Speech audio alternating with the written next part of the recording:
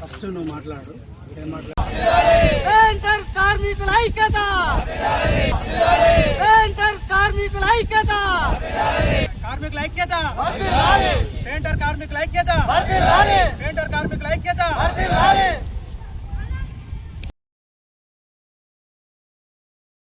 నా అధ్యక్ష పదవి సహకరించిన ఒక్కొక్కరికి అందరికీ నా పేరు పేరున అందరికీ కృతజ్ఞతలు.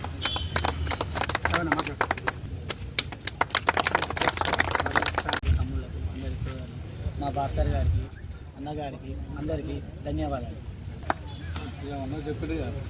పెయింటర్ అసోసియేషన్లో ఉన్న ప్రతి ఒక్క మిత్రునికి మా యొక్క ధన్యవాదాలు. ఈరోజు పెయింటర్ అసోసియేషన్ తరపు నుంచి అన్నగారిని వీరందరినీ మీరు ఎన్నుకోవడం జరిగింది. ఇన్ని సంవత్సరాల తర్వాత ఈరోజు మీరు కట్టలు తెచ్చుకొని ముందుకు రావడం అనేది జరిగింది. ఎందుకంటే మీకు ఇన్ని రోజుల నుంచి బరువు బాధ్యతలు అనేటిది ఏర్పడడం జరిగింది. ఈరోజు మీరు ముందుకొచ్చి మన యూనియన్ మనం బాగుపరచుకోవాలనే ఉద్దేశంతో ముందుకు రావడం చాలా నాకు గర్వకారణము. ఎందుకంటే మనం కష్టజీవులము.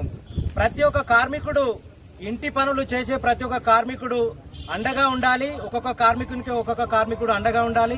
ఈ కార్మికులు అనేవారు కార్మికులే కాదు, ఎందుకంటే ఇంటి కుటుంబ సభ్యులు అన్నదమ్ముల లెక్కన మనం అందరం కలిసిమెలిసి ఉండాలి. ఒక బిల్డింగ్ కు 9 మంది పనిచేయడం జరుగుతుంది. పెయింటర్స్, మేస్త్రీలు, ప్రతి ఒక్క సెక్షన్ లో అందరం చేయడం జరుగుతుంది. అందరం మనం అన్నదమ్ములము. విన్నారా? బాయ్ బాయ్ అని పిలుచుకోవాలి తప్ప వేరే ఉద్దేశాలు పెట్టుకొని మనం ఇట్లా ఉండద్దు. దయచేసి మిత్రులారా, ప్రతి ఒక్కరు మన పనికి విలువాలి. ఇంటి యజమానులకు సుతా విలువ ఇవ్వాలి. ఇంటి యజమానులతో మనం సుతా విలువలు పొందాలి. ఇంటి యజమానులకు మనకు సహకరించాలి.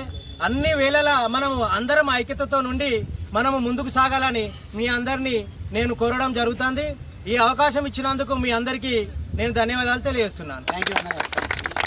ఈరోజు పెద్దపల్లి జిల్లా పెయింటర్ అసోసియేషన్ నూతన కార్యవర్గ నియామకానికి విచ్చేసిన ప్రతి పెయింటర్ సోదరునికి, ఈరోజు బాధ్యతలు స్వీకరించిన కార్యవర్గ సభ్యులకు మరియు అధ్యక్ష బాధ్యతలు స్వీకరించిన నరసన్న గారికి, మరి ఈ కార్యక్రమానికి ఒక తోటి కార్మికునిగా ఎనలేని అభిమానం ప్రేమతోటి కార్యవర్గ సభ్యులను ఘనంగా సన్మానించిన మరి మార్బుల్ అండ్